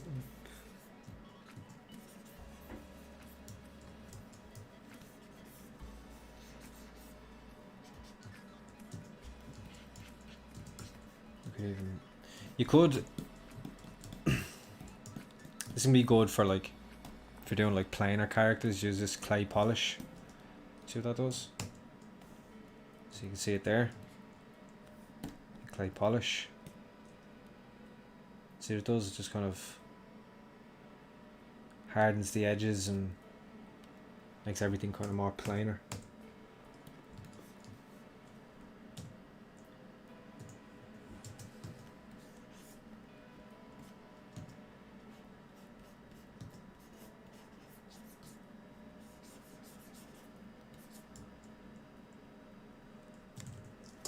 What am I looking at? Sweet. Yeah, I think we got a decent chunk into this actually in that time, in 2 hours.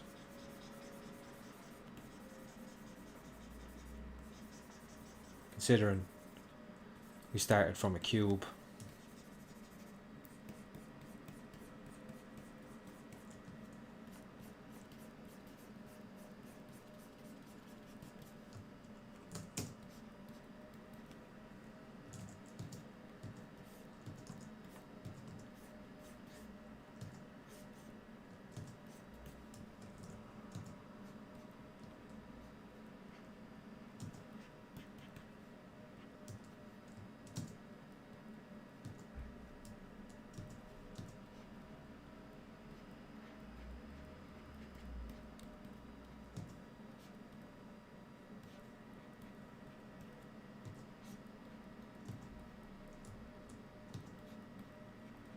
That nose is just annoying. It's hard to sculpt when it's that close to the wall. It's nice. It's a good example actually as to why. Another reason as to why I use separate pieces. Because once you get into, like, you know, if this nostril was separate to the face, I could, you know, define a nice where the volumes meet each other and really control that, as opposed to, you know, trying to get in with the Damien standard and things getting wobbly and whatever, especially when you're trying to stay really clean. So that's a good example as to why I do that. And no, this is just Jeff Montaigne. It's a cool name. This is like a Pixologic challenge to, you have to, you can see there. So actually, this should be interesting. So let's go back to the start. Let that do its thing for a sec, and you'll see where I started for anyone who wasn't there. Wait, why is it only showing me that much? Oh, it must be...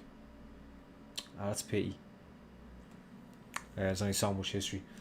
But anyway, the idea is we started from a sphere. Or sorry, we started from a cube, just a complete cube. And just slowly but surely worked into it.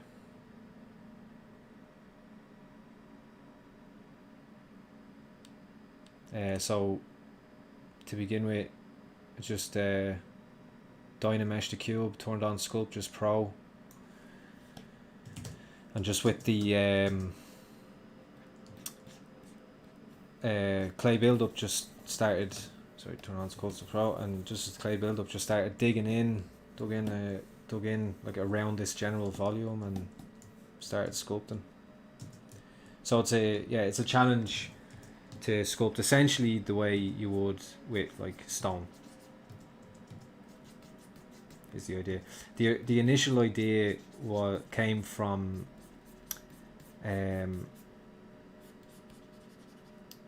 it was a forum, and people were talking about how, you know, those guys that like sculpt into the tip of a pencil, into the lead of a pencil, which is unbelievable. Like those little micro sculptures they do, like incredible, like the Eiffel Tower and stuff out of like the tip of a pencil. It's insane.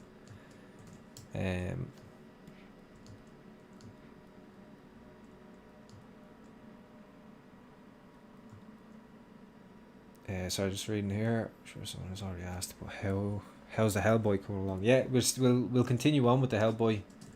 I was asked to do this challenge, so I said, sure, why not? Be a bit of fun, something different. But we'll be continuing on with him. Did a little bit more work on him, nothing too, like, don't worry, you haven't missed anything, nothing I haven't shown as I was going along anyway, just a bit more of what I was doing before, just sculpting into it a little bit. I still need to go into the hand and his right hand of doom, and the wrinkles and the jacket and all that kind of stuff. So, and I'm actually, it's cool, I'm getting to do some, I'm working on something at the moment in work that's actually quite similar in like style and everything, so I'm getting to play with that, and then in the evenings a little bit of Hellboy, so it's having a good time. Working on something really exciting with work, which I can't obviously tell you about, unfortunately, but keep an eye out. I work for a place called Giant Animation in Ireland, and it is an awesome studio. Cool people and cool work.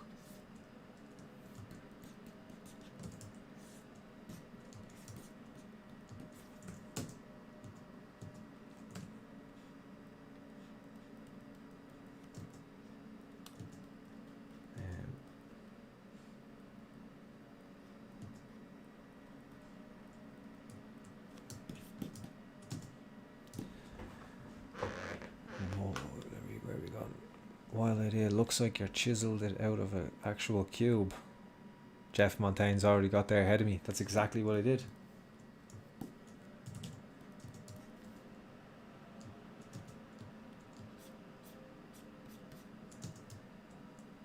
Ah, Darko. What's up, brother? Darko's a good friend of mine and a fellow artiste. We worked together in the previous company I worked in. How are you getting on, brother? How's things? What you been up to? We'll have to catch up at some stage soon. MJ Sculpts. Are there a lot of animation studios in Ireland? I've heard of Brown Bag in Dublin. Yeah, that's where me and Darko works there currently, and I work there. There's, there's a few, like, relative to somewhere like LA. No, there's not. But like, there is a couple of studios. Brown Bag Giant, where I'm working currently, and Boulder, and Cartoon Saloon, which is more 2D orientated. And then there's like kind of VFX houses, like I think like Windmill.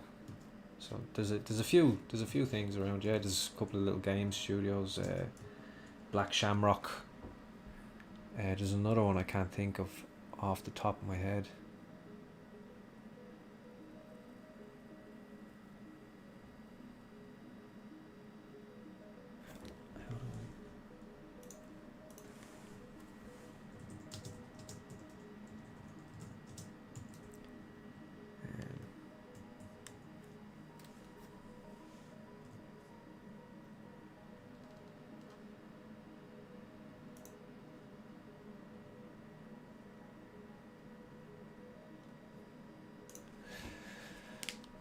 Oh, hey, bro. Do you know what? I'm going to give this a shot. I think... So, is it like Shrew? Pedro Camara? I've never actually had to say her name out loud because we always talk on text. Am I saying that right? Let me know if I'm saying it right. It's nice to see you anyway. Thanks for joining. And Vela Games, that's the one. Cheers, Darko. Not too bad. Just finished a monster edit of 260 videos. Wow. Looking forward to doing some 3D work again soon. Yeah. How did it turn out? Is it this for that project you've been working on that you were showing me before? Don't know whether I should or shouldn't get specific. Yeah, man, fair play.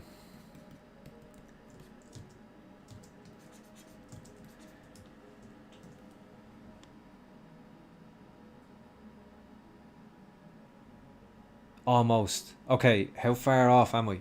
Because like to English, if I was just reading that the way it would be in English, it would be like Joao. Is that closer or further away?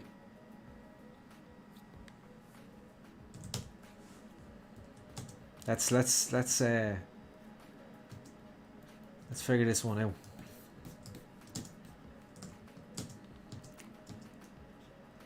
It's funny, like I've got to know like loads of people, like from working in the animation industry, just people from everywhere. So it's a constant thing of like you meet someone and you don't quite know how to pronounce the name, or like they'll tell you, but even then, because of your accent, you're not quite saying it the right way, or vice versa, where like, some, instead of Paul, some people will say like Pole, kind of, which wouldn't bother me in the faintest. I wouldn't bother even correcting that. I'd be like, yeah, that'll do it. But until I worked in the animation industry, I'd never experienced that really. It was it's an interesting one.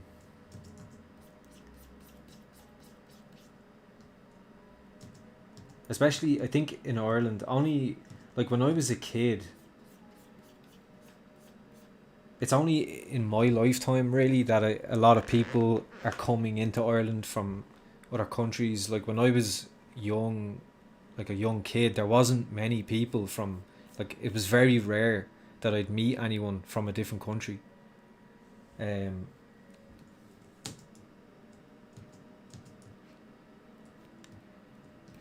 I think the only person I knew for a long time was a family friend. Her husband is from Panama, and that was it. Everyone else I knew for the longest time, until maybe close to like 10 or even older, before I started, you know, seeing people regularly that were from outside of Ireland. And so now that I work in the animation industry, obviously it's a very multicultural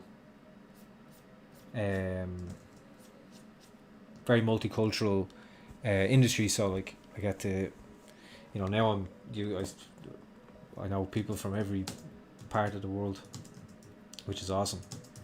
I got to go, a really good friend of mine, Aldo, is from Italy, and I got to go to his wedding and experience what an Italian wedding is like, which is out of this world. I recommend it to anyone if you ever get the chance. It's incredible. They love their food. It's not a lie. They really, really love their food, and I've never eaten so well in my life.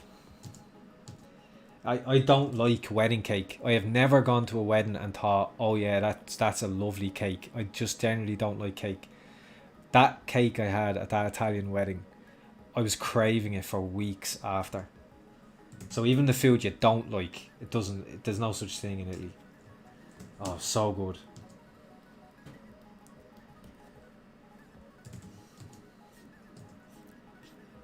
I had a newfound respect for Italian food by the time I got home from that wedding.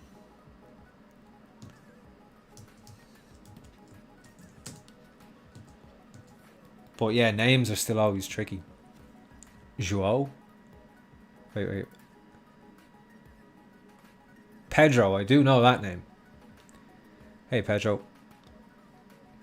Left Montana. I love the Irish accent. Oh nice. Yeah, a lot of people seem to like the Irish accent. I guess you'd never feel that way about your own accent. Just watching Peaky Blinders. Yeah. There's a couple. I'm trying to think. Grace is from Northern Ireland. There's a couple of characters. Oh yeah, and so is what's his name? The guy from Jurassic Park. He's like the investigator, like the policeman in it or whatever. He's from Northern Ireland, which is still like, obviously that's sounds different to me. I think but Tommy and stuff are like, have like Irish heritage or something, right? Or something. That's the idea. I'm trying to think of anyone with a Dublin accent in that, because obviously it's like any country. There's loads of different accents in Ireland. Mine being a Dublin accent, which I don't know how distinguishable that is for anyone who isn't from Ireland. Where to me, like I sound completely different to someone from, like, for example, there's a county in Ireland called Cork.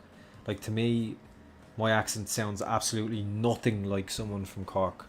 But maybe to someone from France or Spain or somewhere outside of Ireland, that it's less obvious. I don't know. Time, yeah. Oh, 10 o'clock. Damn. I was enjoying that.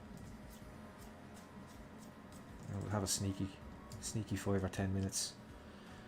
Anyway, you just get the gist. That was fun actually. I just enjoy. So yeah, like I said, if you take anything away from this little challenge, it is hard to get something nice. Because it's you have to work harder for the shapes when everything is one piece like this. You have to kind of fight it, but that's kind of the fun of it. So yeah, like I said earlier, like if you're it's good to do stuff like this and just enjoy the process of it.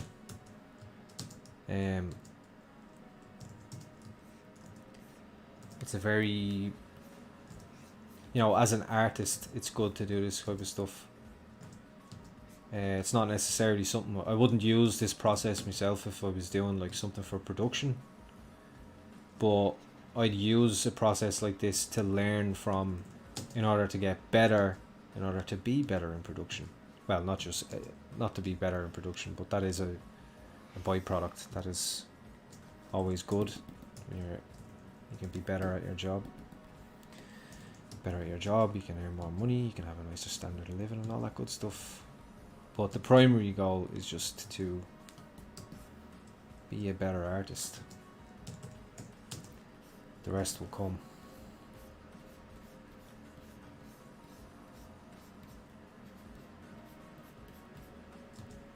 I know some people feel like that's maybe just a kind of bit of a romantic thought, but I genuinely really believe that. Just focus on your art and the rest will come. Of course, you know, you need to pay the bills. It isn't as simple as that. But you know, you work on it as much as you can when you can.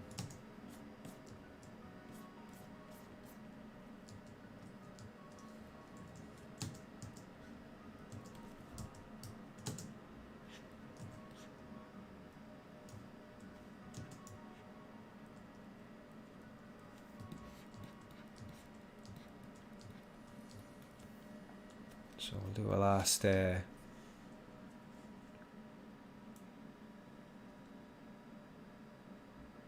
it's a pity, I don't know, I must have a limit on the history, but just so you can see a bit of the process. That's a shame, because it did. Yeah, well, you can. Yeah, I guess you can watch the stream back at some stage if you wanted to. But it did start, for anyone who wasn't there at the beginning. This started as just a cube, like literally. This started as that. And just using Sculptures Pro. Just start burying into it, and got to this stage. You know, you're working out the volumes, and you go further and further, and just keep working in. And like I said, just enjoy the process. I mean, you're enjoying the process, you can just spend hours and hours and hours.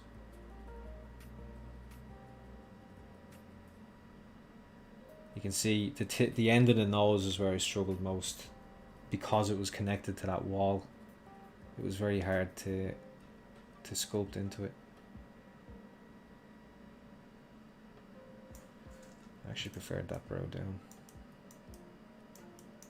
I think.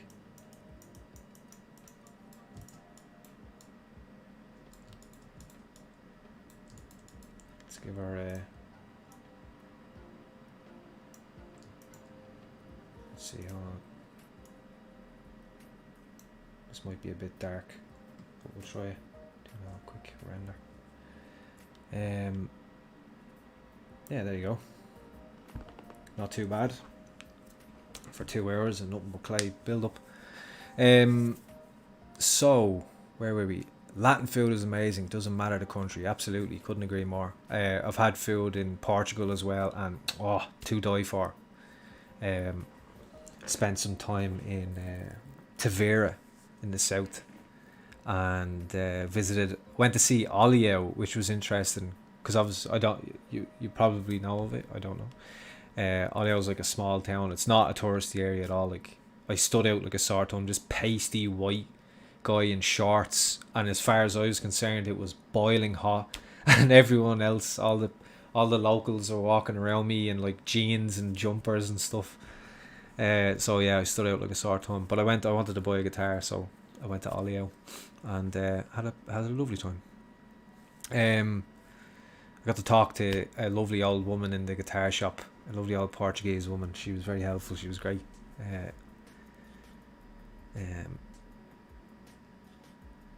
Italian cooks for life, then, yeah.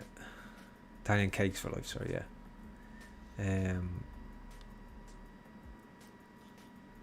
Where is it?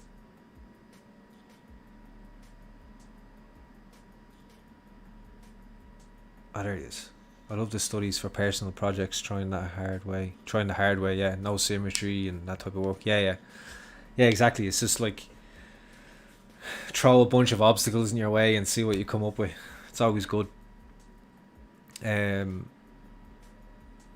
Sean, mine is hard to understand. You're like North English type of accent, right? I don't know where exactly you're from. It does take getting used to, but you do. You do. I did like a lot of people in work from like Italy and France and stuff. It took them a while to understand. A couple of I got really close to a bunch of the Italian group that were in Brown Bag, and a lot of them said because we were hanging around so often that like I helped them with their own comprehension, and helped them get used to like not just English but like slang and little things like that. They used to always talk about like different slang words we use and stuff. It's fun. And they'd teach me stuff. I can't use any. They teach me course words basically, and the only non-course word I know in Italian is gabbiano, which means seagull, because there's a lot of seagulls in Dublin, and they're huge. So yeah, we'll probably wrap it up there. Someone else scan through. How do you drag the selection? I don't know how to do that. How do you drag the selection? So I don't know if you mean like if you pull out the selection tool, you can just hold space. It's the same with like a mask. If you pull out a mask, use control to pull out the mask, but then you can just hold space and you can move it wherever you want. So I hope that answers that question. And I'm sure oh yeah, the spacebar, yeah. Languages are funny, blah, blah, blah. Yeah. Yeah, there you go. So that got you. Yeah. So anyway, I hope you enjoyed that. I certainly did, and it's always a pleasure chatting to you. And don't forget, it's good to know if you're liking the content, if you're liking the streams, hit the like button. If you don't, then let us know. Give us a thumb down, and we'll know to put the ante up for next time. Any other questions or anything like that, throw them into the comments, all that good stuff. And so again, I'll be streaming now again in 2 weeks, Wednesday 2 weeks. So, and same time again. I was the 24th, is it? 24th. You can see it as a Pixologic calendar, Pixologic live calendar. So, and I have a personal channel, Munch XYZ Jansen there. I have a personal channel. I don't have a lot of time. I did, but I don't have a lot of time the last while to do my own streams. I have been meaning to, because there's a couple of things people have asked me to cover that I'd like to do on my own streams. So hopefully soon, if you want, when I do, I'll always post it on Instagram and stuff. So I'll throw this here if you want it. That's my link tree. So if you follow that, it'll just open a page with all of my social medias. So if you want to follow any of them, you can do it through that really quick and easy. You can pick it a litter there. So so thanks very much for joining, guys, as per usual, and always a pleasure. So I'll see you in 2 weeks.